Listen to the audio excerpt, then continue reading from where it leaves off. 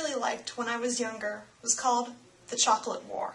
It's a story about a boy who moves to a new school and gets in trouble with administration and with the popular kids because he refuses to sell chocolate for the school fundraiser. It's a good story because it lets kids know that it's okay to not go with the flow, and that rules and the popular kids should sometimes be questioned.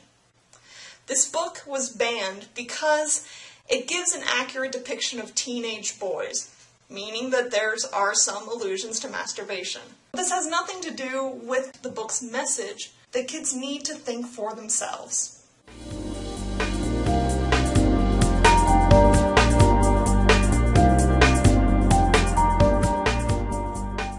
One of my favorite books from the banned book list is To Kill a Mockingbird, which is very special to me. To Kill a Mockingbird ended up on the banned book list for several reasons, but one of them was for racism, which is a real shame for me. It was written in 1960 by Harper Lee.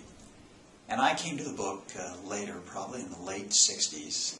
I had been watching the civil rights movement and the Vietnam War on TV all the time. It was a little abstract for me. I was a young man in high school, and to find a book that gave me a human story dealing with the effects of racism was an eye-opening experience. I could watch Martin Luther King on TV and know that something was wrong with what he was saying was going on with racism, but I couldn't feel it in any genuine way in my heart. When I had a story that had characters very close to my own age and people that I could understand, then it really made an impact on my life.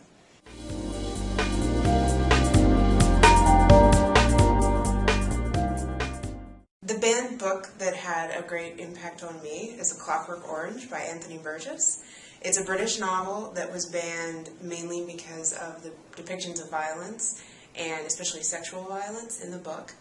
Like a lot of people, I came to the book through the film. It's one of Stanley Kubrick's most famous movies, and it is extremely stylized violence, and it's well known for that. One of the reasons the book was banned in the U.S. is because people thought the book was just like Kubrick's movie. The American publisher thought the final chapter, the 21st chapter of this book, was a cop-out, because the 21st chapter is the real morality tale, and so they cut it out of all American editions, and no Americans got to read the final chapter of the book. So without that last chapter, it seems like it's a book just celebrating the basest kind of violence against people, especially in young people. But the truth is that the last chapter is the lesson, and the lesson is that kind of hedonism is the folly of youth. I think the lesson is great. I mean, the lesson is that adulthood is about making choices, that being a human being is about making choices, and as you grow up, some of the things that you think are important, that are going to be a big part of your life for the rest of your life, actually start to fall away.